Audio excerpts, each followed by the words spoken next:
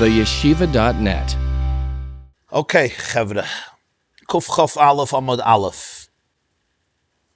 This is the last mission of Maseches Pesachim. Kuf Chaf Aleph Amud Aleph. Beirach Birchas HaPesach Potter Shal Zevach. Beirach Shal Zevach Loi Potter Shal Pesach. Divrei Rabbi Yishmael. We all know that before you do a mitzvah, you make a bracha. This is an institution of the rabbis called Birchas HaMitzvahs. We put on tefillin, we make a bracha l'niach tefillin. We put on tzitzis, we make a bracha l'satif b'tzitzis. We light Chanukah candles, and we make a bracha l'hadlik ner shel Chanukah. When we eat the Korban Pesach, we also make a bracha. Before a Jew ate the Korban Pesach by the Seder, he had to make a bracha because he's doing a mitzvah. There's a mitzvah to eat the Korban Pesach. What was the bracha? Obviously now we don't have the bracha, but the bracha was Baruch Atah Hashem Elokeinu melech haolam asher kedeshanu b'mitzvosav v'tzivanu lechel haPesach, to eat the Pesach. Today we make a bracha on matzah. We make a bracha on mar, al achilas matzah, al achilas mar. We obviously don't make a bracha lechel haPesach. We don't have a Korban Pesach, but there's a bracha we make before Pesach. Now there was something else. Very often, remember with Pesach there's a halacha that you have to eat it when you're satiated. All the karbanos, the pasuk says in Parshas Kairach, were given to Aaron HaKohen l'mashcha. L'mashcha means as a royal gift. It was part of his royal status. So from here we learn that when a Jew eats a korban, it has to be in a royal fashion. When kings eat, they don't eat gluttonous. They're not gluttons. They're not starving. Because, remember, in ancient societies, starvation was very, very common. To have a meal once a day was a plus. To have a meal twice a day, you were like, wow. To have a good meal twice a day. You know, food, we don't understand it, Baruch Hashem. You know, but the king, when he eats calmly because he's not like crazy about the food. It's not like he didn't eat, for 2 days. The Korban Pesach has to be eaten with that sense of royalty. If you come into the Seder starving, and you eat the Korban Pesach, it's not eaten in that way. It's eaten just to calm your hunger pangs. That's not called royal eating. Royal eating is al hasoiva. So they would bring a Korban Chagiga on the 14th day of Pesach and eat the Chagiga as the main meat for people to eat. Because if you have a small lamb and you have 40 people in the Seder, right, everybody might get a little kazayas. That's not going to be very satiating. It's going to be a little piece of meat. Maybe you'll get 2 kazayas, maybe you get 3 kazayas. So they would eat the Korban Chagiga in order to first have some level of satiation. Satiation doesn't mean you're overstuffed, because then you're eating the Korban Pesach, it's called Achila Gasa. You're not supposed to eat it that way. That's not called eating. Soiva doesn't mean you're stuffed, like what we call soiva, you can't breathe anymore. Soiva just means that your hunger pangs are not irritating you, and you eat in a more royal, aristocratic fashion. Instead of you serving the food, you becoming subject... Instead of you submitting to the food submits to you. Yeah. It's hard for us to understand. We live in such a different culture today. I mean, thank God in our countries there's such a surplus of food, and there's no such a thing. In the middle of the day you get an apple, and you get a granola bar, and you take a coffee, you take a tea, you take a fruit, and you take a snack. The pantry is right there. The refrigerator is right there, and if not, the restaurant is 2 blocks away, and if not, you call them, and they're there in 10 minutes with the sushi. I mean, with the whole concept, it's hard for us to understand. By Chazal, there was 1 meal a day, 2 meals a day, and that was it. That was it. At best, there were 2 meals a day, and that was it. You finished eating, and for 6-7 hours, you didn't eat. And that's in the best case scenario, meaning a person who had food and was taken care of and so forth. No, so Rashi says, Birchas HaPesach al achilas Pesachim, Val shal zevach chagigas arba asar umevarchen al achilas shlamim. When we would eat the chagiga, you would also make a bracha. Each had its own bracha, yeah. If you take a look in the Rashbam, Birchas HaPesach or Birchas HaZevach mefurish b'toisefta. Eze Birchas HaPesach, Baruch Atah Hashem Elokeinu melech haolam asher kedeshanu b'mitzvanu lechel HaPesach. Eze Birchas HaZevach, Baruch Atah Hashem Elokeinu melech haolam asher kedeshanu b'mitzvanu lechel HaZevach, to eat the sacrifice. V'hai Zevach hainu chagigas yudalid haba im HaPesach. The Korban Chagiga on Erev Pesach, they would bring with the Korban Pesach to have more meat for the family.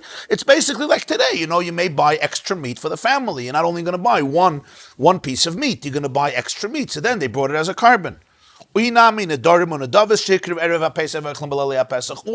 everybody would come to the Beis Hamikdash for Pesach, because Aliyah L'Regel and for Carbon Pesach. So if you had any contributions or pledges that you had from previous, let's say from a few months ago, you brought it, because you couldn't make a trip to Yerushalayim whenever you wanted. People had their occupations, and you would be at Makriv, and then you would eat it on the night of Pesach. So that's the Carbon Pesach, which had its own bracha, and the Carbon Chagiga, which had its own bracha, or the Nedarim and the Davas, which had its own bracha. It's interesting, Rashi has the bracha al achilas shlamim. The Rashbam has the bracha al achilas hazevach. Just a little discrepancy of what the bracha was. Of course, today we don't have any of these brachas.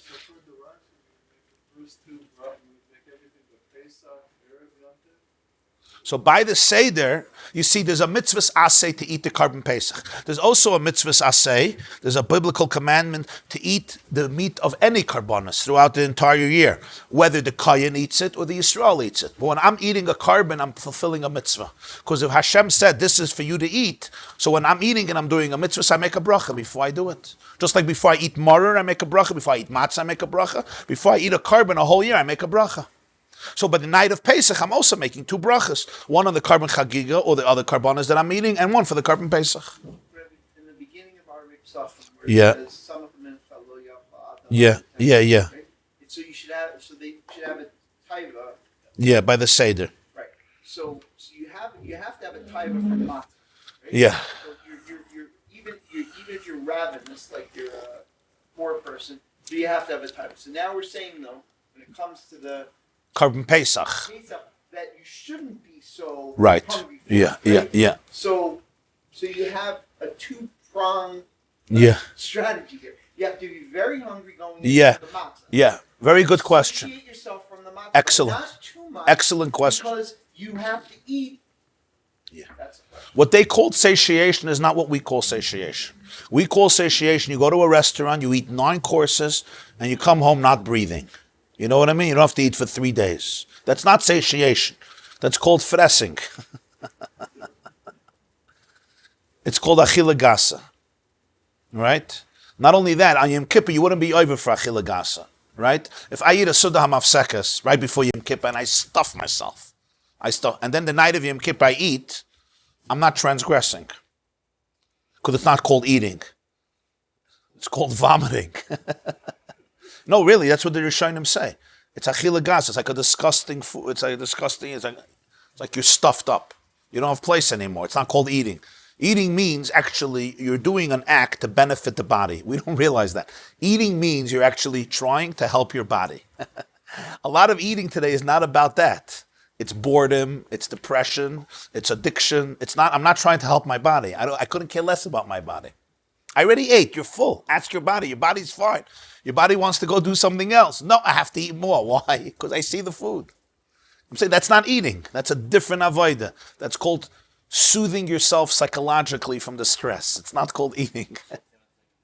Huh? You have to be careful with these things. Achila gas is not a desirable thing. Because it's not really good for the body. You're using your body. The body is a very precious machine. Like, you have to treat it with sensitivity. It's the most precious machine in the world. So isn't it a bit of harama for us today when we say we're eating with any kind of teyavon when it comes to the afikomen? The afikomen is very hard to eat with teyavon. I mean, but we're supposed to. Well, it's more the matzah in the beginning of the seder that you can have teyavon. That's where. Yeah, but that's for the matzah, for the mitzvah of matzah. Right, but I'm saying so the Carbon Pesach, right? First of all, with the shiurim we have, so you're probably full right after the matzah anyway. A lot of matzah. You have to have teyavon for the Carbon Pesach. You're not eating so much matzah. Kazayas is the size of a volume. Okay, but I'm saying people are machmir, right? So okay, they're machmir, but I'm saying you have to realize that kazayas is not so much. Okay, fine. So, but having it take. Okay, so but for sure that any kind of do you need to have a teyavon for the afikomen? I never saw that. For the okay, that it's a shtikla. I mean, I don't. No, it shouldn't be. Well, but the mice. Okay, so that's. I mean, like everything in the world. I mean, you have to be disciplined. Okay, the Carbon Pesach is only a kazayas, right? you yoitza with a kazais. You can eat as much as you want. Listen, if you're having a seder with 2 people, then you don't have to bring a carbon chagiga because you're going to have enough meat with the carbon pesach. But if you bring a carbon chagiga, which that you often brought, you had a special bracha for the carbon chagiga. So where in the seder did you actually eat the kazayas? At the end of Shulchan Aruch, where we do the afikaiman. Oh, so that's another problem. So you've eaten real food before the carbon pesach. Yeah, but what does real food mean? You're thinking about New York 2019. Maybe it's a little, a small Shulchan Aruch, and then. Yeah, the Magen Avraham says that it's a mitzvah Erev Shabbos to be toyim mikol tafshel v'tafshel. Toyameh Chaim zachu. You should go in Erev Shabbos, be toyim mikol tafshel. Yeah. So they have today by Shabbatons. It's called Toyameha room. You ever saw? It's called Toyameha. Yeah. You go into a Toyameha room and there's more food there. Not only then you'll have a whole Shabbos, then you probably will have a whole year. Okay, that Toyameha room. So I told the guy, it's before Shabbos. Why are you stuffing people up? The whole meal is going to be this. He says, there's a din. You have to be time from every tafshel. So let me say what Magen Avram's house looked like. He went into the kitchen. There were 2 tafshilim. There was a little piece of fish for 10 people. And there was a little, I don't know, something else that he can afford. So he said, you should be time, be called tafshel v'tafshel. You understand? It was around 3 bites. 3 bites. Understand? You come in this Tayam, every conceivable type of kugel that was invented in history. Every conceivable type of sushi. Every conceivable type of spare ribs. Now, I'm happy when Jews have a lot of food and enjoy it. We suffered enough starvation in our history. I have no issues. And I have a liking to food as well, unfortunately. But you have to understand the proportions. The Magen Avraham said every tafshil. You know how many tafshilim he had? If he had 2 tafshilim, he's lucky. Maybe 3. I don't know. How do you touch a chil's gas? Literally, coarse eating. Coarse eating. Gas is coarse. It's coarse. There's 2 levels. There's what the Rav said before, where you're so stuffed that you can't possibly eat anything more, even if they get forced. That you're not high on your kipper. Because you're stuffed. Which is, you're so stuffed, but if you eat a little bit more. If they serve ice cream, there's space. Yeah. That's a lower level of achila gas. Yeah. So here we have an interesting machlaikas. If somebody made a bracha on the Pesach, you exempt the bracha on the Zevach. You don't have to make a second bracha on the Chagiga. But if you made a bracha on the Chagiga, you don't have to make a bracha on the Pesach. Divrei Rabbi Yishmael, these are the words of Rabbi Yishmael. In other, Rabbi Yishmael holds this. If I make first a bracha on the Karban Pesach, I'm good.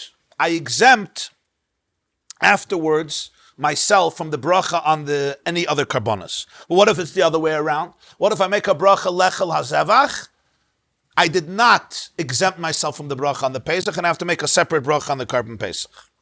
Now here you might ask a question, why would you make a bracha on the Pesach before the Zevach? The whole point of the Zevach is to eat the Karban Pesach when you're more satiated. So by definition, you're always making a bracha on the Zevach before the Pesach. So what's this idea that if you make on the Pesach, you point to the Zevach? L'cha'ira, right? You always eat the Zevach before the Pesach. So he starts off, Beirach Birchas HaPesach Pater Shal Zevach. But that means you're eating the Pesach before the Zevach, so you make a bracha on the Pesach, but you would defeat the purpose. L'cha'ira. So it's hard to understand why is the Mishnah talking about this case that you make a bracha on the Karban Pesach, and then you don't have to make a bracha on the other Chagiga. You're eating the Chagiga first, because the Karban Pesach you eat at the end of the Seder.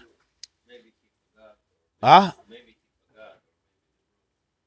The wrong order. So it could be he forgot, or they brought in the wrong order. But the Tzlach explains that very often they would eat the Pesach with an interval. They would eat the Pesach twice in the Seder. In other words, in the beginning of the meal, after the matzah and the maror with Shulchan Aruch, you often ate the Karban Pesach, if they had a lot, and then you would eat a kazayis at the end of the meal. So there were times that you can eat the Karban Pesach also in the beginning of the meal, and then at the end, after the last kazayis, you wouldn't eat anything afterwards, because ein maftirin achar Pesach hafikaiman. So we know that after the Pesach, you didn't eat anything. So it's not pshat you ate the whole Korban Pesach in the beginning and that was it. Because then afterwards you wouldn't eat the Zevach. It means that for whatever reason, there was a part of the Korban Pesach that was eaten in the beginning, and therefore you make a bracha, and then you eat the Zevach without a bracha. Okay. Says the Mishnah Vayit, Rabbi Akiva says, Lo yizu peterezu v'lo yizu peterezu. Sorry. This bracha will not exempt this one, and this bracha will not exempt this one. In other words, the Pesach cannot include the Zevach, and the Zevach cannot include the Pesach. You always have to make two separate brachas, one for Pesach, one for Chagiga. That's the final machlokes of Pesachim between Rabbi Yishmael and Rabbi Akiva. Says the Gemara, Lechel HaPesach, Asher Kedeshanu Monsey v'Tzivanu Lechel HaPesach, and Asher Kedeshanu Monsey v'Tzivanu Lechel HaZevach. That's what the Rashbam says are the two brachas. Baruch Atah Hashem, Elokeinu melech haolam, Asher Kedeshanu Monsey v'Tzivanu Lechel HaZevach or Lechel HaPesach. Rashi says Lechel Shlamim. Just a little discrepancy. Rashi says actually Alachilas Shlamim. Alachilas Shlam. Says the Gemara, Kshetim Tzeloimar. Kshetim Tzeloimar means when you'll examine the depth of what they're saying, you'll realize. How does he translate Kshetim Tzeloimar?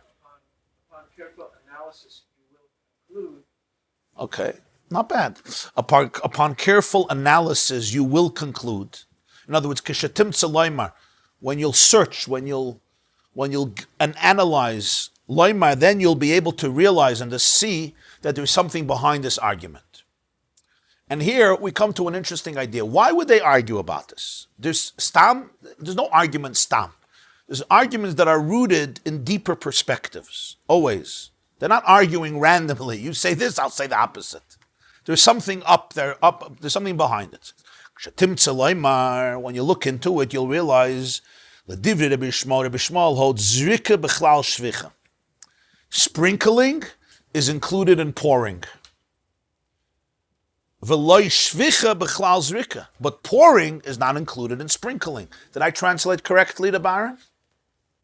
Okay. So sprinkling is included in pouring.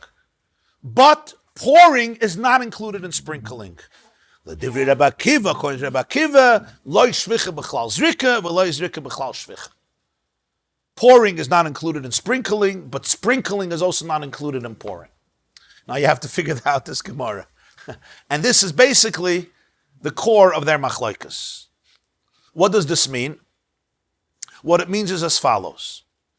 Here we have to remember a basic thing about how karbonos worked.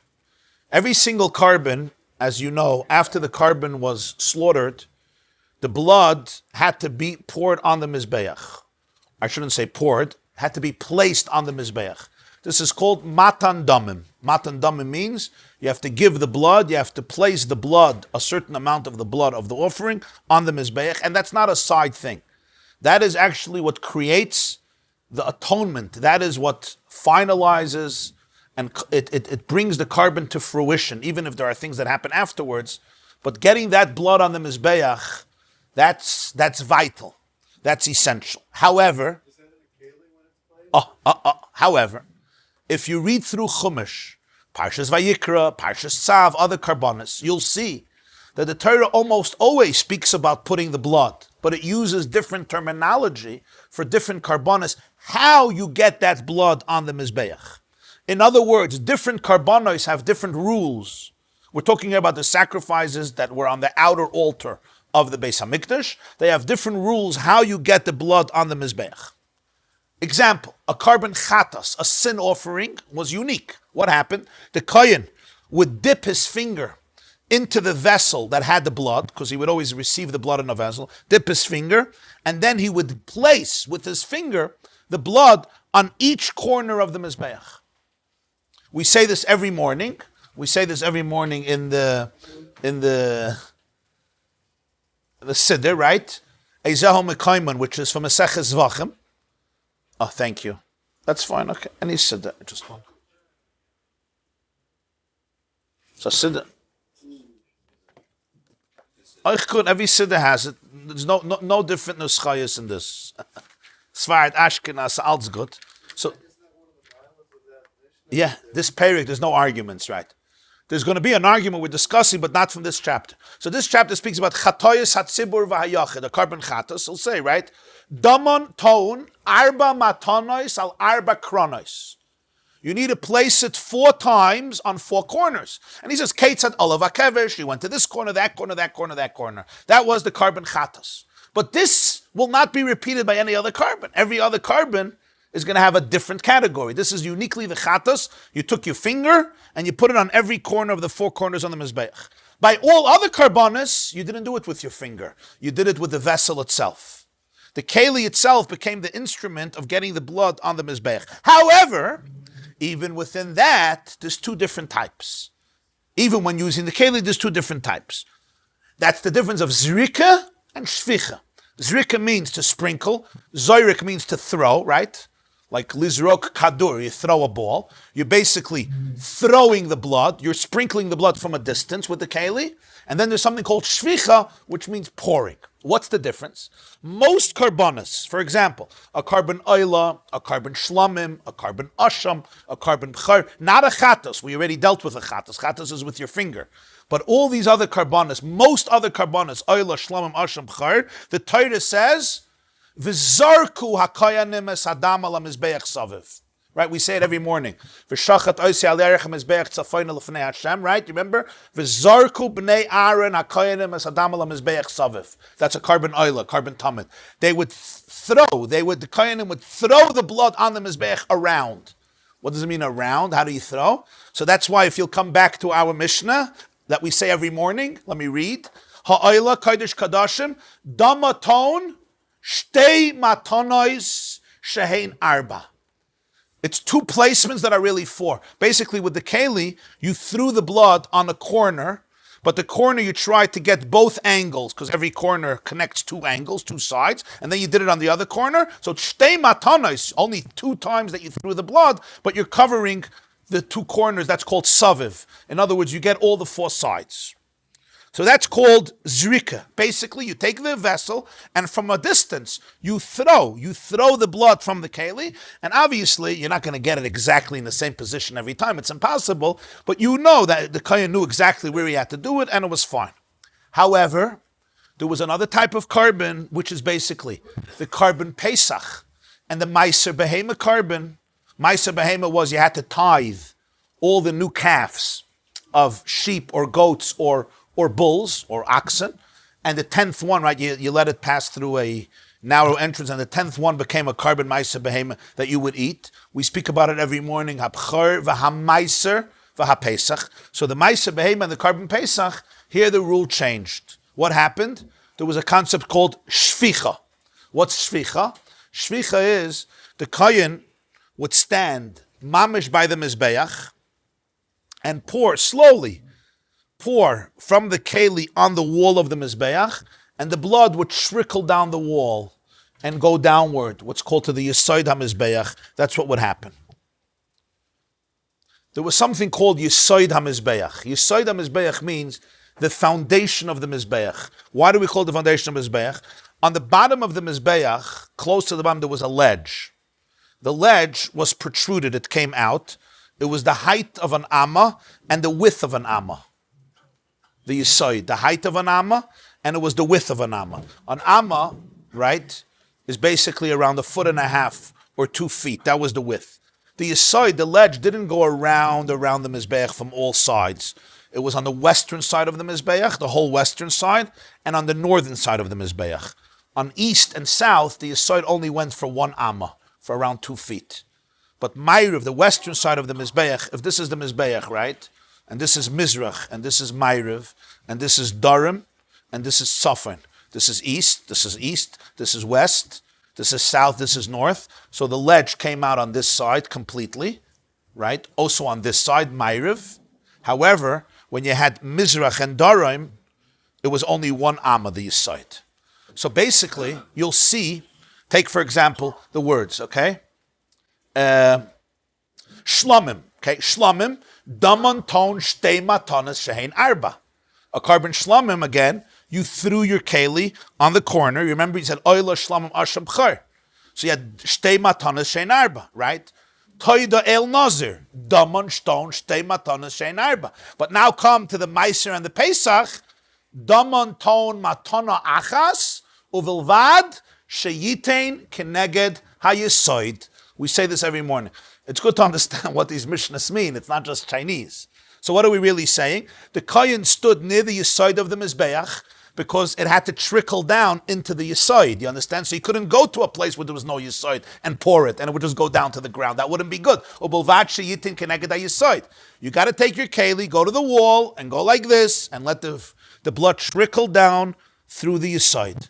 Some say even he had to stand on the Yisoid, he had to stand on the ledge. Okay, that's an argument if he had to stand on the ledge or he didn't have to stand on the ledge. That's one shit that he actually had to stand on the ledge. So it's clear, right? So there's doing it with your finger, there's doing it with zrika, and there's doing it with shvicha. Comes the Gemara and tells us that Rabbi Shmuel holds that zrika bechlal shvicha ve'ein shvicha bechlal zrika. Meaning that shvicha encompasses zrika, but zrika doesn't encompass shvicha. Shvicha is like an umbrella.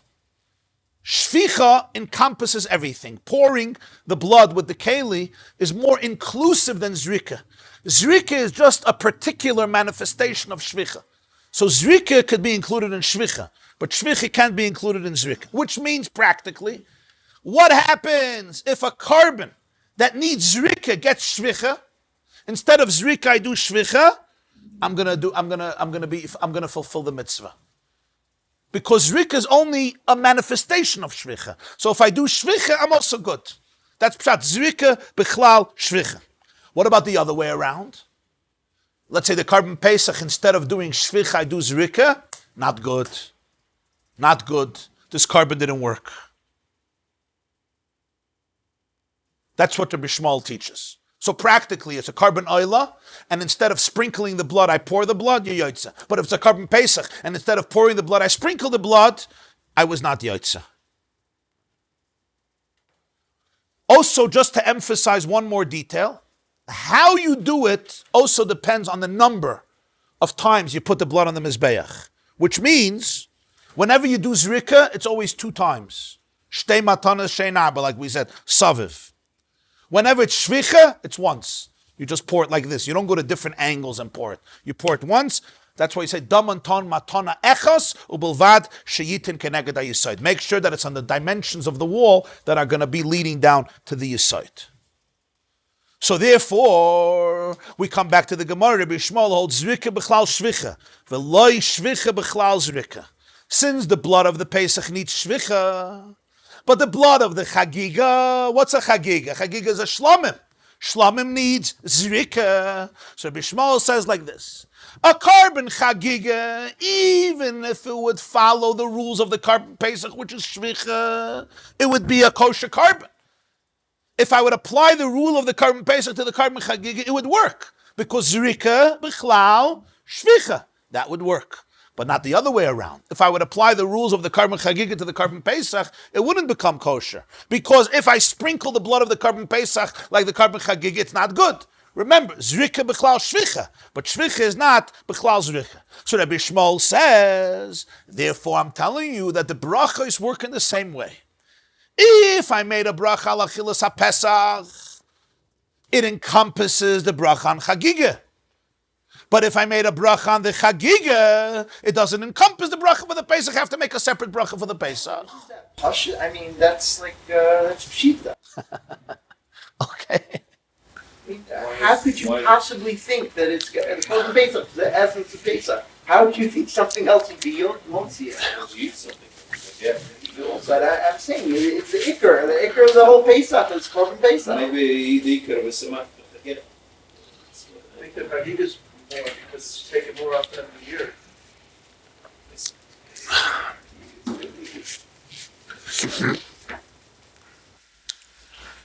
You have brachos yuchados for everything, right? But for the Iker of Pesach, okay, could say. I'm going to get to your question in a moment. So that's the shitta of Rabbi Shmuel. What does Rabbi Akiva say? Rabbi Akiva says, Lo shvicha b'chlal zrika v'lo zrika b'chlal shvich. It's two completely different creatures. You cannot be yoytze the chagiga if you do shvicha.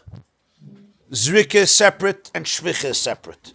And nobody will become kosher if you apply the rules of the other one.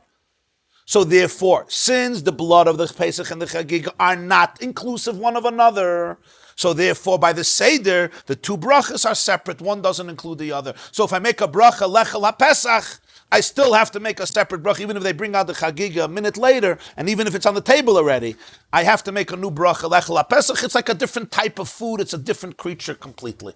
They're not unified by that theme. Let's take a look in the Rashbam, who makes a lot of clarifications here to be a little more clear about this. Okay? Hachi garsinon lekashatim tzaloyma ledivrei Rabbi Shmuel zrika b'chlal shvicha v'lo shvicha b'chlal zrika. Says the Rashbam, b'mesechta zvachim b'peirik beis Shammai, in Masechta Zvachim, Perek Beis Shammai, Daf Lamed Zayin, Shamin and Leila Rabbi Shmuel, we learn that Rabbi Shmuel holds the Amar, the Pesach b'shvicha v'loy b'zrika. Pesach must be shvicha and not zrika. Okay, here is the issue. Most karbanas, the Torah says clearly what you have to do. With a chatos, the Torah says you do it with your finger on the four corners. With an oilo, with a shlamim, the Torah says v'zarku, you do it around the two corners, the two corners with four angles. It's clear. The problem is there's two karbanas. The Torah does not say what to do. Only two: Maisa behema and Karban Pesach. Torah says you have to offer the Pesach. Doesn't tell me what to do with the blood. So we're stuck now. We don't know what to do. All other karbanas, the Torah says clearly what to do. So whenever you see the Chumash will bring a carbon, there will be the rule. What do you do with the blood? And it's very important because that's how this carbon becomes a carbon. But not Maisa Behema and Karban Pesach. In fact, the Torah doesn't even say that you do anything with the blood. So what do we do with this? What do we do with this? So that's what the Rashbam is saying. There's a Gemara in Masechta Zvachim Daf Lamed Zayin, quoting a Brisa. There's a very interesting pasuk in Dvarim. The pasuk says, "V'dam zvachecha yishafech al mizbach Hashem alekecha." The blood of your, very generic, the blood of your sacrifices should be poured on the altar of God. The word is yishafech. What does this teach me? That all karbanas need blood on the altar. V'dam zvachecha yishafech. You could say, okay, Pesach doesn't need blood on the mizbech. Don't make a new halacha. But there's another pasuk that says every sacrifice, the blood has to end up on the mizbech. There's no exception. V'dam zvachecha yishafech al mizbech Hashem alekecha. So Rabbi Shmuel learns that even Pesach and Maisa Behema need to go on the Mizbeach. And the term is Yishafech. So Rabbi Shmuel says from here we see that Pesach and Maisa Behema needs to have Shvicha, not Zrika. Because the source of them is that generic pasuk, V'dam zvachecha Yishafech etzel Mizbech Hashem alekecha. That's it. That's what the Rashbam is saying. Take a look. The Tanya Rabbi Shmuel learns, Mitoich shenemar. Mitoich shenemar. Ach b'chor shoir v'goymer lamadnu l'b'chor sheton matan dam v'imur l'gabi mizbeach. It says by b'chor shoir that you should sprinkle the blood as damam tizroik. So we know that you need to put it. But ma'isru pesach minayin talmud loyma v'dam zvachecha yishafech the ilu l'shar karbonas loy tzarich the bekulu ksiv zrika. But here we don't know what to do, so we learn out from yishafech. V'hashta the kamer Rabbi Shmuel the pesach b'shvicha. Uv'shamid lebe masnisin the amar beberchas ha-pesach u'niftem beberchas ha-zevach ve'enoi niftem mishal pesach beberchas ha-zevach. We see an interesting thing. He holds Pesach as shvicha. He also holds in the Mishnah that Pesach is yoytze the other carbon. So now you could say emor meyato. So from here we're learning a gewaldige word. Hanitonin bezrika kegoin shar zvachim shenitnu b'shvicha kepesach yotza. If you did shvicha, you're yoytze. Kedetanya behedi beperek Beis Shammai. Minayin linitonim bezrika shenosna b'shvicha yotza. Talmud loyma v'dam zvachecha yishafech. Rabbi Shmuel holds, since it says v'dam zvachecha yishafech, we learn from it that any carbon, if you do shvicha, you'll be good. Aval hanitonim b'shvicha gein pesach shenosna b'zrika kishlamim v'chol shar zvachim lo yotza dumya debirchas pesach v'azevach the ka'amar nabi Rabbi Shmuel b'masnisin kai gavna. What he says in the Mishnah concludes and helps us understand that according to Rabbi Shmuel, he would hold this vart that zrika b'chlal shvicha, but shvicha is not b'chlal zrika. Why don't they always do shmita for all the carbonos? So 1 second. So in other words, no, because it says clearly zrika. But Rabbi Shmuel holds if you didn't follow the rule and you went to shvicha, so you went from the prat to the klal. You went from the individual rule and you went back to the umbrella rule. So you're good. In other words, since Rabbi Shmuel holds Pesach needs shvicha, and we see here Rabbi Shmuel holds that Pesach is poite birchas hazevach, so it's logical to assume that the two ideas are dependent on each other. They're both connected. Why are they both connected? Because Rabbi Shmuel holds that a carbon that needs shvicha, you're not going to be yotzei zrika. So through zrika, so birchas hazevach can be poite Pesach, but the other way, yes. It's very not logical. Because if zrika is a special case, it's a prat, right? Shvicha is also a prat. Because you can see that klal shvicha doesn't apply to carbonos that require zrika. Okay, very good. Why would Rabbi Shmuel say zrika b'chlal shvicha? Why? So the Rashbam says, because it says v'dams v'checha yishafech, which teaches me that everything could have shvicha at the end. All the carbonos you could do through shvicha, even if you need zrika. As the Rashbam quotes the Braisa Maseches Zvachim. There's one problem here. Tosfos asks a gewaldige question. According to Rabbi Shmuel, the pasuk v'dams v'checha yishafech is used for the carbon Pesach and Maisa Behema. So how could you use that carbon to teach me that all the carbonos can have shvicha? That pasuk is already used for the carbon Pesach and Maisa. So how can you use the same pasuk to teach me that all the carbonos need shvicha? You're already using up the pasuk to teach me that Maisa Behema and carbon Pesach need shvicha. That's a gewaldige question. So therefore, Tosfos Tainas, a very interesting vart, and that is that Rabbi Shmuel is just using logic. Rabbi Shmuel's vart is not a pasuk, it's a svara. Why? He says, Zrika b'chlal shvicha is not a statement of religious belief or based on a biblical verse. It's based on the very physical concept. Because what happens by zrika, what happens by shvicha?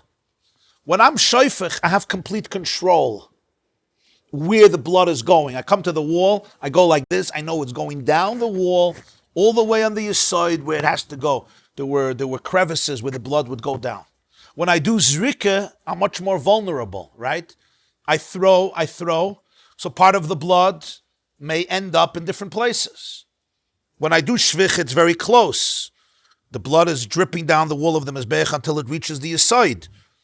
When I throw, part of it could fly off the wall, right? Jump off the wall and end up somewhere further from the mizbeach.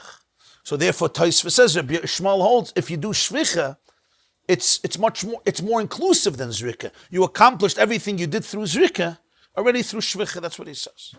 Since it's mikarov, it's close, so it's better than mirachak. So when the Torah says zrika, you do zrika, you don't have to be a oibechachem. But if you did shvicha, Rabbi Shmuel holds that shvicha is already koil zrika because it's a better form, so to speak, of zrika. Zrika is like a fraction. It's shvicha on a lower level, so to speak, from a more distance. Shvicha is basically more precise, but zrika is very... Shvicha is precise, and zrika is more, it's more distant, so it's a little more random. That's what he tainas. Rabbi Akiva disagrees. Rabbi Akiva says zrika is not b'chlal shvicha. The Rashbam continues, L'divrei Rabbi Akiva. Kedamnina nami b'masnisa gabi berchas ha'pesach v'hazevach she'ein zu poiteres zu. He says clearly the two brachas don't include each other. For Rabbi Akiva nami savar the Pesach b'shvicha. Rabbi Akiva also holds Pesach as b'shvicha. The loy ashkechan tana the amma b'zrika elul Rabbi Yosei Aglili b'peirik tamid nishchet. The only one who holds that Pesach is Zrika is Rabbi Yosei Aglili, who says the nafkale me as damam tizrik al mizbeach de b'chayr as damai loynem el damam limud al b'chayr ma'aser Pesach shatun in Zrika. There's one Tana Rabbi Yosei Aglili who holds that what? That even the carbon Pesach needs Zrika because he holds b'chayr ma'aser Pesach are all included in the damam, and that's why everything needs Zrika, but nobody else holds that. Vayizrika de Pesach matana achas keneged hayisoid meirachik. And even he holds that it's matana echas. Even Rabbi Yosef Glili holds you have to sprinkle it from far, but only one matana keneged hayisoid meirachik. V'loik is rikas shar karbonas shein shtei matanas shein arba umikroi mafiklu b'mesechtes vachim b'perik ezel mekayman midiksiv saviv ba'oila saviv b'chatas saviv ba'asham the shalosh suv mabayim kechad ein melamdin. Zrika meiracha ikushte matana sheinarba upesach matana achas meiracha kedepernicious. Rabbi Yossi Haglili disagrees. He holds that Pesach is also zrika, but everyone holds it's only one matana, because that you learn from the psukim. By oila, by shlamim, by asham, it says saviv, which means two matanas. You have to have all four sides. It's three psukim, and ein melamdin, they can't become an archetype for others because it's shloisha ksuv mabayim ke'echa that are ein melamdin, and therefore Pesach is not included in that. So Pesach is only matana echas, whether it's shvich or zrika. That explains in Ezel Mekayman there's never machlokes. It does say in Ezel Mekayman by Pesach daman ton matana echas, because nobody argues about that. But it doesn't say you have to do shvicha, because that's an argument. This Perik Ezel Mekayman only includes ideas with no arguments. How do you do Pesach? It's an argument. Rabbi Yosef Glili holds zrika. Everybody else holds shvicha. But everybody holds it's one matana. So Pesach is anyway always different. Either it's shvicha or zrika, but it's only one matana keneged that you said. Either you do it from far with a keli, or you do it from close. So that's the shit of Rabbi Yosef Haglili. That what? That even Pesach is zrika. But he is the only one. Everyone else holds Pesach is shvicha. We assume Rabbi Akiva also holds that it's shvicha. Shvicha mikarev oimad ala yisoid v'shoifach sham. Bekulu karbonas ksiv zrika levad mechatos shemat noisein be'etzma lakronas kediksivi kroi. By every carbon besides Maisa Behema and Pesach, it says zrika, so it's no question. By chatos, it says clearly with your finger on all four corners. The only two questions is Maisa Behema and Pesach. Rabbi Yosef Glili learns it out from Chor that it also has zrika. Everybody else says it's shvicha. And therefore we say Rabbi Akiva learns that it's not included in the zrika, the shvicha, and the shvicha is not included in the zrika, and that's how we're explaining the Mishnah here, where Rabbi Akiva separates the two karbonas and says they're not connected. One bracha doesn't include the other bracha. Rabbi Shmuel disagrees and says one bracha of Pesach does include the bracha. What's the logic? So the Kshatim Tzalem, when you look into it, the Gemara is saying it has to do with a deeper machloikas that we're assuming they hold also about the karbonas themselves in the Beis HaMikdash, how you apply the blood to the Mizbech, and that translates in the Seder the relationship of one carbon to another carbon. That's a whole different category. That's why if I mentioned that we're talking about karbonos on the outer altar. On the outer altar, yeah. The beginning of Ezel Mekayman speaks about different karbonos. Par v'sor shel Yom HaKippurim. On Yom Kippur, there was an ox and a bull that was shechted, but where did they bring the blood? Into the Holy of Holies. That's where they sprinkled, and they sprinkled it in the inner Mizbeach. That's a whole different area, right? That's a whole different area. That's a whole different realm. Here we're talking about the blood of animals that was brought on the outer altar. Now, you'll see the first two Mishnahs of Ezel Mekayman deal with the inner altar. That's not our Gemara. We're talking here about from Mishnah Gimel, from the Chattas. If you'll go through Ezel Mekayman every day, and you translate the words to yourself, you'll see it's very clear there. Everything is very clear. Where you did, what you did. All those things that are not arguable. I just want to finish off with this. This is what makes this sugya even more juicy. And that is when you open up a Rambam, Hilchas Chametz Matzah, the Rambam paskins, like Rabbi Akiva, that if you make a bracha on the Karban Pesach, you can't be Yotzeh, the Karban Chagig, you have to make a separate bracha. Because generally the halacha is like Rabbi Akiva when he argues with a colleague. Halacha Rabbi Akiva, generally, in most cases, so he paskins like Rabbi Akiva. You would now expect that the Rambam in Karbonis, Hilchas Psulei HaMukdoshin, would follow the view of Rabbi Akiva. And yet, the Rambam in Hilchas Psulei HaMukdoshin says that any carbon that needs sprinkling, if you poured it, it's fine. So we have a very big problem, because the Rambam chooses Rabbi Akiva when it comes to the bracha, but he chooses Rabbi Shmuel when it comes to Shvich and Zrika. How can the Rambam do this when the Gemara clearly says that these two halachas are dependent on each other? The Rambam plucks one, separates it from the other, and does the opposite halacha. In Hilchos Psulei HaMukdoshin, he paskins that Zrika b'chlal Shvicha. That means, if I take my carbon shlamim and I pour it on the Mizbeach am Yotzeh, but not Shvicha b'chlal Zrika, just like Rabbi Shmuel. And yet when it comes to the brachas, he says, Berachas HaPesach is not poiter shel zevach. And the Lechem Mishnah asks this question, and he says, "V'zu kashi chazakehi." This is a serious question. How can the Rambam literally divide these two when the Gemara clearly says that they're separate? We'll address it tomorrow, Bli Neder, and I hope Be'ezer Hashem, Bli Neder, that tomorrow we could finish. I don't know, Siyum yet, but one level of Siyum. This class is brought to you by theyeshiva.net. Please help us continue the classes. Make even a small contribution at www.theyeshiva.net/donate.